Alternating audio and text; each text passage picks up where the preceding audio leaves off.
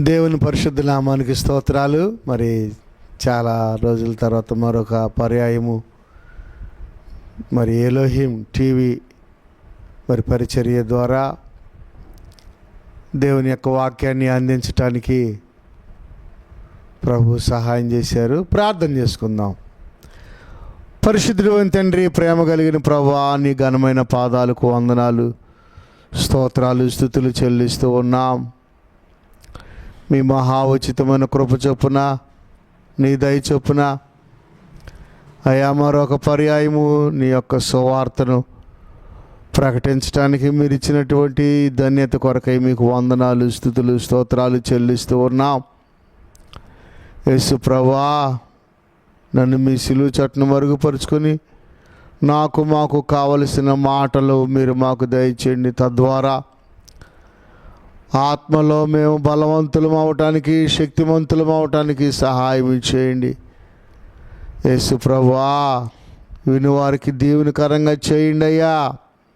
నశించిపోతున్న ఆత్మలను మీరుగా రక్షించమని ప్రార్థన చేయించున్నాను. ప్రభువా, మీ రాజ్యాన్ని మీరే కట్టుకొని సహవాసాన్ని దీవించమని, షిలోహ్ ఎవాంజలికల్ ఫెలోషిప్ ప్రభువా, నీ రాజ్య సువార్త నిమిత్తమై నాయనా దైవజనులు ప్రభువా ఎంతో ప్రయాసపడుచు ఉండగా మీ యొక్క నామమునకు మహిమ తెచ్చుకోండి. అలాగనే నాయన బలహీనుడైన నన్ను కూడా ఈ తెనాలి ప్రభువా, ఈ పరిసర ప్రాంతాల్లో డొంక రోడ్లో ప్రభువా చిన్న పరిచర్య జరిగిస్తూ ఉండగా కృప చూపించి మీ నామానికి మీరే మహిమ తెచ్చుకోమని యేసు నామములో అడుగుచున్నాము తండ్రి, ఆమేన్. ప్రియులరా, పరిశుద్ధ గ్రంథములో నుండి యెషయా గ్రంథము 11వ అధ్యాయము, యెషయా గ్రంథము 11వ అధ్యాయము 6 నుంచి మనం కొన్ని వచనాలు చదువుకున్నట్లయితే, ప్రియులరా, ఏదెను తోటలో ఏ విధముగా దేవునితో ఆదాము అవ్వలో సహవాసం చేస్తూ పలు రకాలైనటువంటి పక్షులతో, జంతువులతో, మరి రకరకాల మరి ప్రకృతి విధానములో ఎంతో నెమ్మదిగాను, ఎంతో సంతోషముగాను, ఆనందముగాను ప్రియులరా ఎలాగ గడిపినారు, మరలా అదే దేవుని యొక్క రాజ్యము మన హృదయములో, మన అంతరంగములో ప్రభువైన యేసుక్రీస్తుని నమ్ముకొనుట వల్ల, మన పాపములను ఒప్పుకొనుట వల్ల, పశ్చాత్తాపట వల్ల అదే ఆనందాన్ని దేవుడు మనకు ఇవ్వబోచున్నాడు. దేవుని నమ్మిన బిడ్డలకి ఇచ్చాడు. చూడండి ఎంత భాగ్యం. అలాగనే 1000 ఏండ్ల పరిపాలనలో కూడా ఇంకా మరి ఏదెను తోటలో ఉన్నటువంటి అనుభూతులే ఆదాము అవ్వలు పాపం ఎరగకుండా, పాపము వారు మరి ఆజ్ఞ అతిక్రమమే పాపం ద్వారా వచ్చే జీతము మరణము. వారు పండు తినకముందు వారు ఏ విధముగా దేవునితో కలిసి ఆయన రాజ్యాన్ని అనుభవించారో, అట్లాగే అదే స్థితి మరలా దేవుడు మానవ జాతికి ఇచ్చాడు. ఎలాగా? యేసుక్రీస్తు ప్రభు ద్వారా ఆ గొప్ప రాజ్యము మన హృదయములో నీతి, న్యాయము, ధర్మము, మరి ప్రేమ కలిగి నడుచుకోవటం, ఇవన్నిటిని కూడా దేవుడు ఏర్పాటు చేసినట్లుగా మనము చూస్తున్నాం. ఆత్మీయంగా ఇంకా పరోక్షంగా, ప్రత్యక్షంగా 1000 ఏండ్ల పరిపాలనలో అపవాదిని 1000 సంవత్సరాలు యేసుప్రభు వారు దాన్ని బంధించినప్పుడు దాని ప్రభావాన్ని ప్రియులారా మరి యేసయ్య ఏం చేస్తాడంటే బంధిస్తాడు, అపవాదిని బంధిస్తాడు. అపవాదిని బంధించినప్పుడు పాపపు ఆ ప్రేరేపణలు అవన్నీ ఏమి ప్రజలలో ఉండవు, చాలా తక్కువగా. ప్రియులారా ఆ 1000 ఏండ్ల పరిపాలనలో రక్షణ పొందిన వారు మహిమ దేహాలతో ఉంటారు, రక్షణ లేని వారు కూడా ఉంటారు. ఇశ్రాయేలీలు ఉంటారు, అన్ని జనులు ఉంటారు. వాళ్ళకొక అవకాశం ఇస్తున్నాడు దేవుడు, వాళ్ళకొక అవకాశాన్ని ఇస్తున్నాడండి. దాన్ని కూడా సద్వినియోగం చేసుకోకపోతే ఇంకెవరు కాపాడతారు? కనుక ప్రత్యక్షంగా మనము ఆ 1000 ఏండ్ల పరిపాలనలో దేవుని రాజ్యాన్ని మనము చూస్తాం. చూడండి, ఆ 11వ అధ్యాయము 6వ వచనంలో, తోడేలు గొర్రెపిల్ల యొద్ద వాసము చేయును, చిరుతపులి మేకపిల్ల యొద్ద పండుకొనును, దూడయు కొదమ సింహమును పెంచబడిన కోడెయు కూడుకొనగా బాలుడు వాటిని తోలును. చూసారా? ఎక్కడన్నా మరి తోడేలు గొర్రెపిల్ల నివాసం ఉండటం, చిరుతపులి మేకపిల్ల ఇప్పుడు డిస్కవర్లో మనం చూస్తున్నాం. ఏమండి, మరి సింహము పరిగెత్తటము, పులులు పరిగెత్తటము, వీటి వెంక జింకల వెంట ఇంకా రకరకాల మరి జంతువులు వెంట రకరకాలుగా మనం చూస్తున్నాం డిస్కవర్లో. ఏమండి, భయంకరంగా వేటాడి పులి తన పంజాతో లేదా సింహము తన పంజాతో కొట్టి గాయపరిచి, ఏమండి, సాధు జంతువులను ఏ విధముగా మరి చంపుకొని తింటనియో మనం చూస్తున్నాం. కారణం ఏంటి? అవి కూడా ప్రకృతి కూడా మానవుని పాపమును బట్టి ఎప్పుడైతే తినకూడనటువంటి పండు ఆదాము అవ్వలు తిన్నారో ఆటోమేటిక్గా ప్రకృతి, జంతువులు, మానవులు అందరూ ఏమైపోయారు? పాపులైపోయినారు. ఒకరినొకరు చంపుకోవటం, ఒకరినొకరు హింసించుకోవటం, ఒకరినొకరు దూషించుకోవటం, ఒకరినొకరు. ఏమండి, ప్రభునందు ప్రియ దేవుని పిల్లరా, ఒకరినొకరు పోట్లాడుకోవటం, ఏమండి, ఇవన్నీ వచ్చేసేసినాయి. అందువల్ల జంతువుల్లో కూడా ఐక్యత లేదు, పక్షుల్లో, తర్వాత సాధు స్వభావం, ఇవన్నీ కూడా కరప్షన్ అయిపోయినాయి. కనుక యేసుప్రభు వారు 1000 ఏండ్ల పరిపాలనలో మనం చూసినట్లయితే తోడేలు గొర్రెపిల్ల వాసము చేయును, చిరుతపులి మేకపిల్ల యొద్ద పండుకొనును. ఇంకా పాప స్వభావం ఉండదు కనుక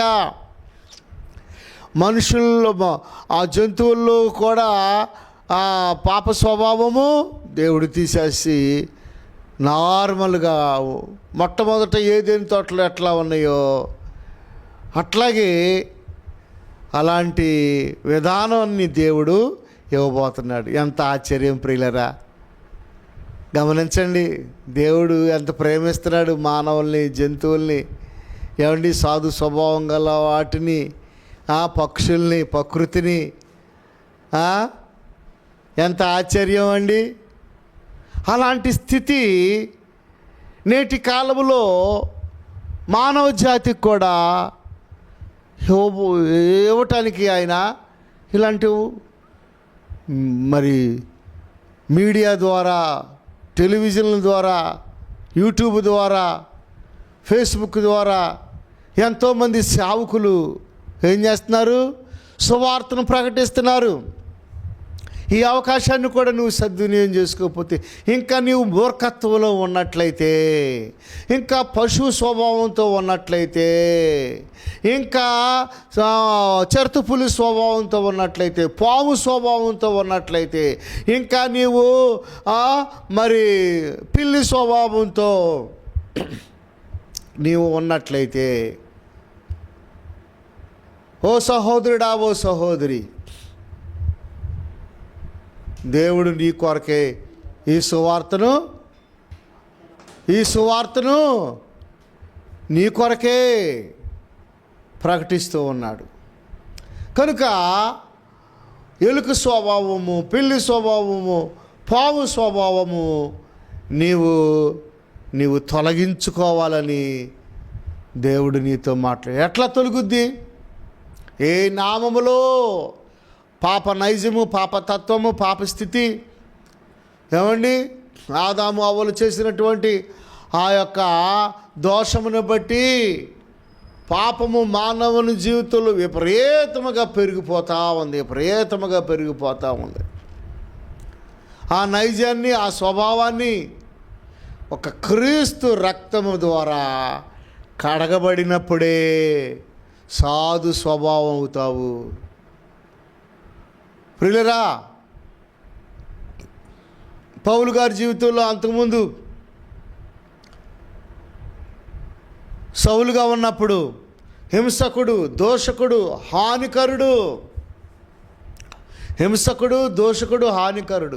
మనుషులను చంపటం,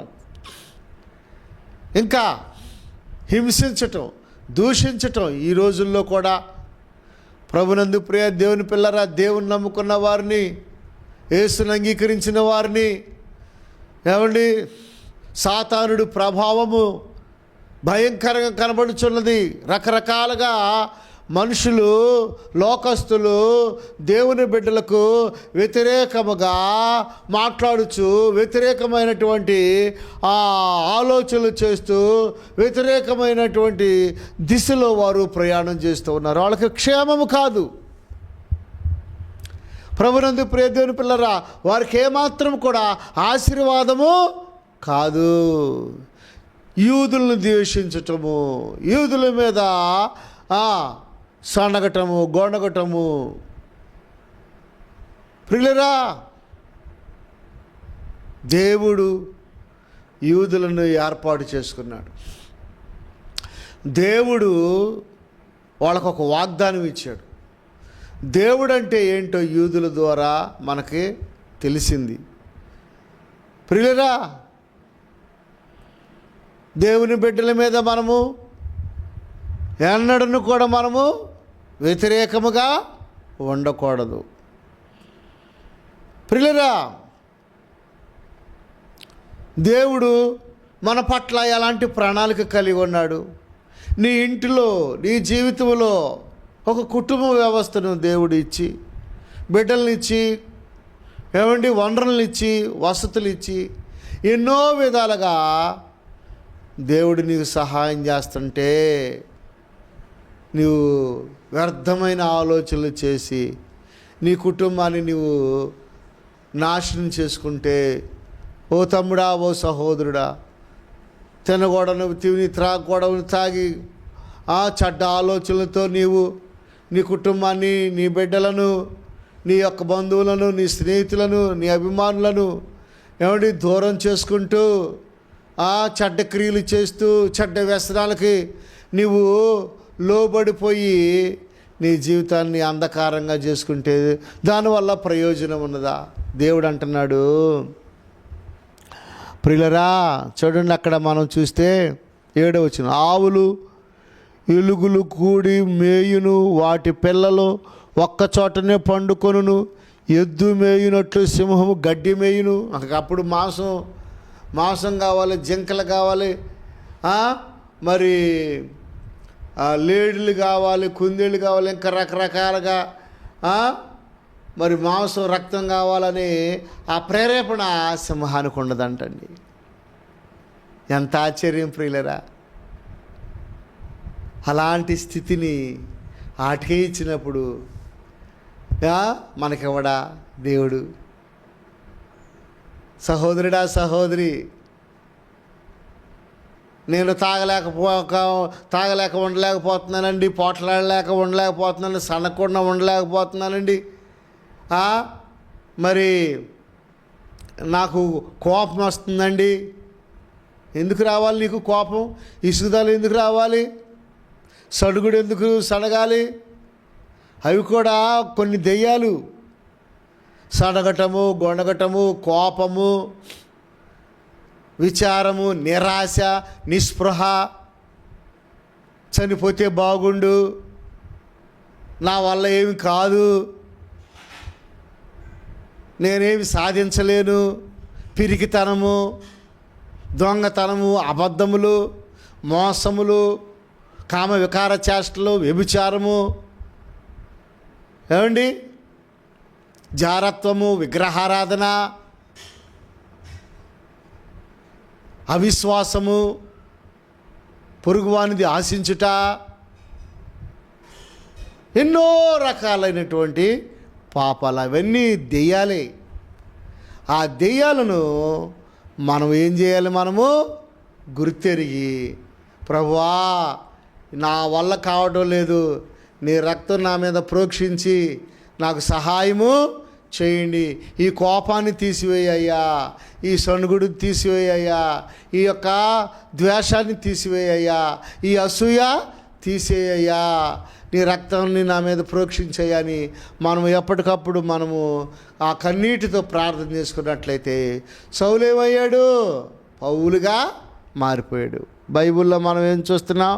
2 కొరింథీయులకు రాసిన పత్రిక 5వ అధ్యాయం 17వ వచనంలో, 2 కొరింథీయులకు రాసిన పత్రిక 5వ అధ్యాయం 17వ వచనంలో, ఎవడైనా క్రీస్తునందున్నట్లా వాడు నూతన సృష్టి, పాతవి గతించిన, ఇదిగో సమస్తము క్రొత్తవాయను.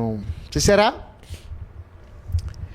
ఎవడైనను, ఏ దేశస్థుడైనను, ఏ జాతి వాడైనను, ఏ వర్గం వాడైనను, ఎవడైనను క్రీస్తునందున్న ఎడల, ఆయనను నమ్ముకున్నట్టు వలన, ఆయనకు లోబడుట వలన, ఆయన ఆజ్ఞలను పాటించటం వలన, ఆయన లేఖనాలను గౌరవించటం వలన, ఆయన సేవకులను ప్రేమించటం వలన, ఆయన మందిరాలను ప్రేమించటం వలన, ఆయన సన్నిధిని ప్రేమించటం వలన ఆటోమేటిక్గా యేసయ్య ప్రభావము నీలోనికి వచ్చి నీ ఆత్మను, నీ దేహాన్ని, నీ మనసును పవిత్రపరిచి, కడిగి, శుద్ధీకరించి నూతన సృష్టిగా చేస్తే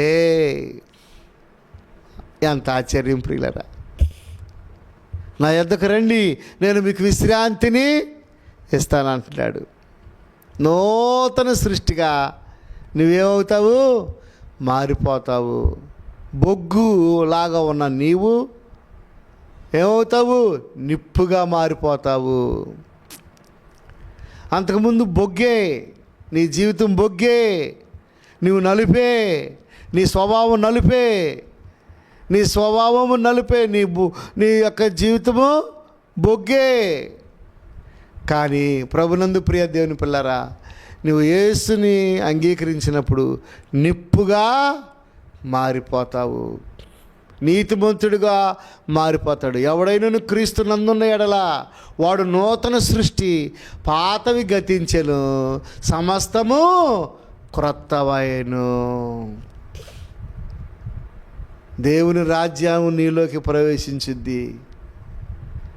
ఆ కోపం ఉండదు, ఇక ఆ ద్వేషం ఉండదు, ఆ పగ ఉండదు, ఆ కక్ష ఉండదు. చూడండి ప్రియులరా, బైబిల్లో మనం చూస్తే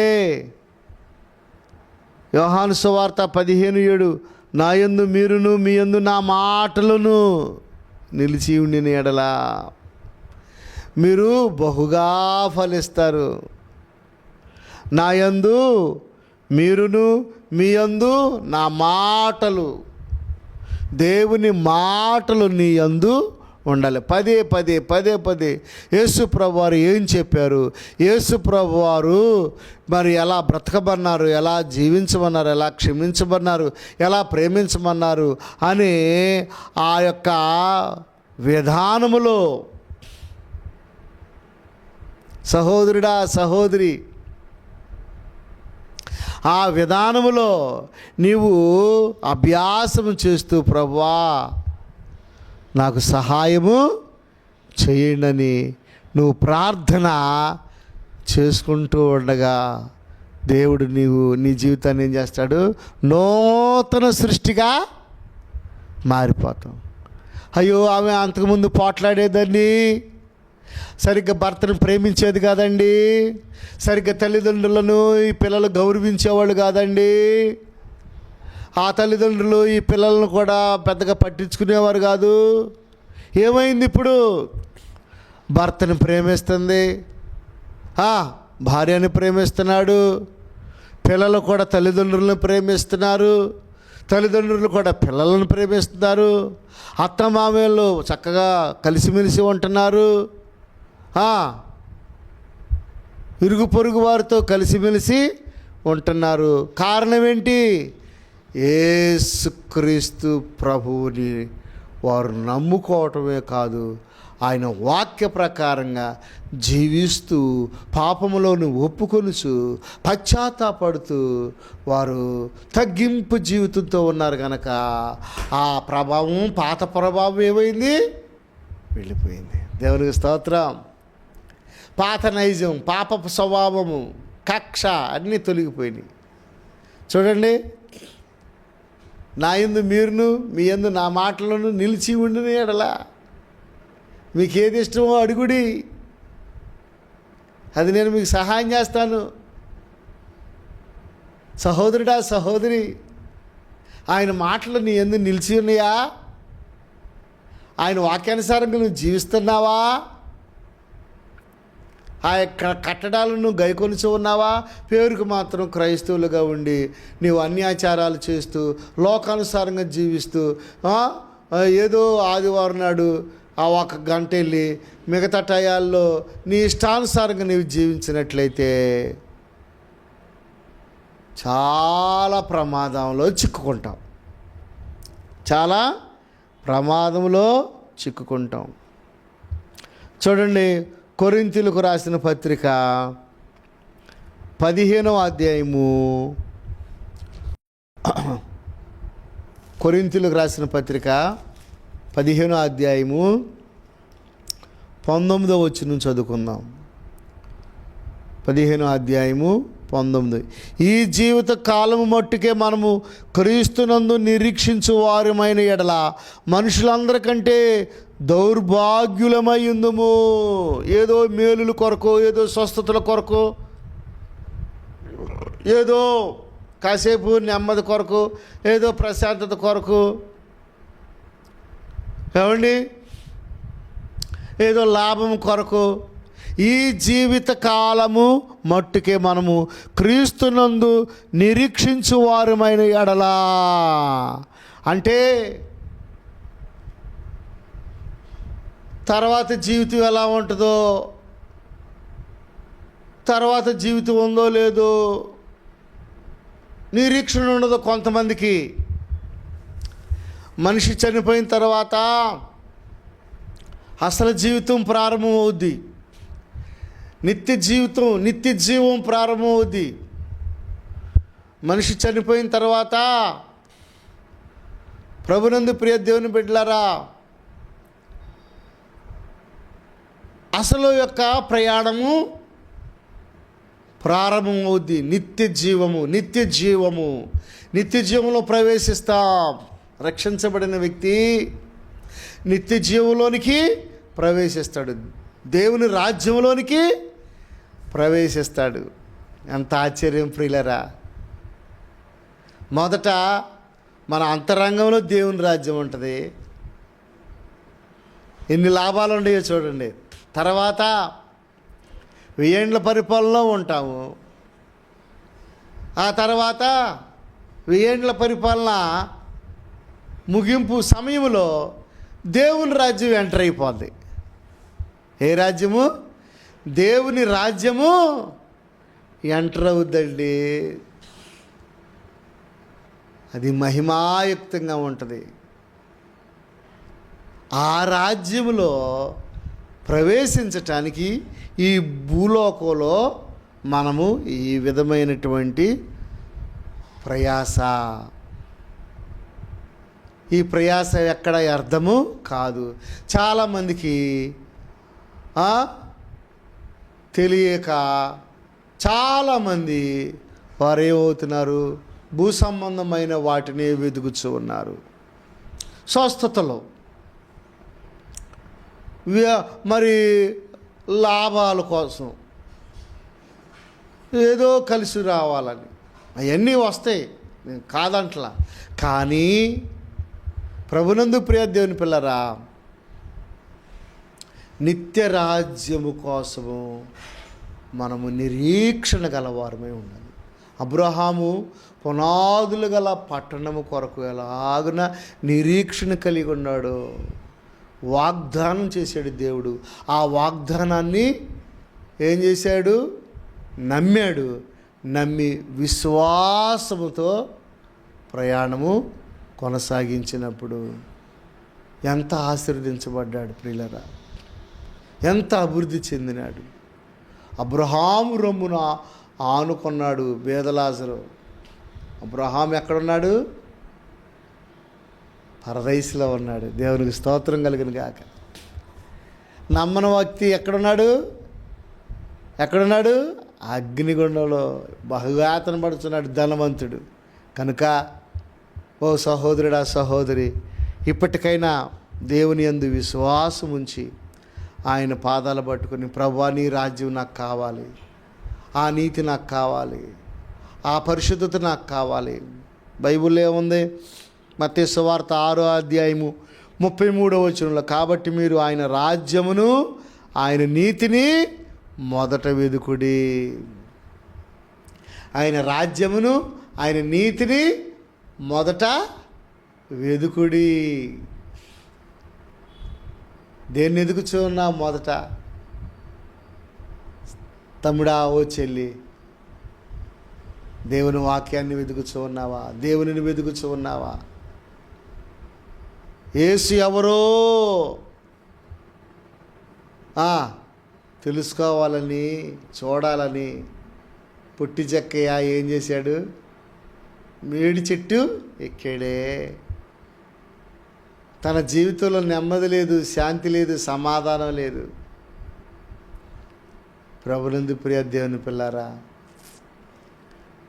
ఆశ్చర్యకరమైన రీతిలో దేవుని రాజ్యాన్ని జక్కయ్య అనుభవించాడు. అందుకే అయ్యా, అన్యాయంగా సంపాదించిన దానిలో సగం నేను ఏం చేస్తున్నాను? పేదలకి పంచిపెడుతున్నాను. ఇంకేం చేస్తున్నాను? నేను ఎవరి దగ్గర అయితే అన్యాయంగా తీసుకున్నానో 4 అంతలు తిరిగి ఇచ్చేస్తానయ్యా. మిగతాది పేదలకి ఇచ్చేస్తానయ్యా. డబ్బు మీద లేదు ఆశ.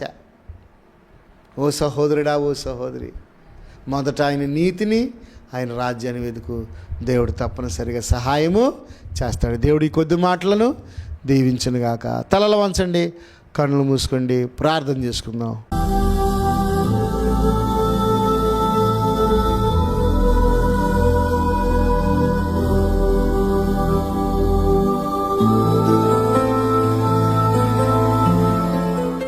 ఓ పరిశుద్ధుడైన తండ్రి, ప్రేమ కలిగిన మా ప్రభువా, దయ కలిగిన యేసయ్యా, నీ పాదాలకు వందనాలు, స్తోత్రాలు, స్తుతులు చెల్లిస్తూ ఉన్నాం.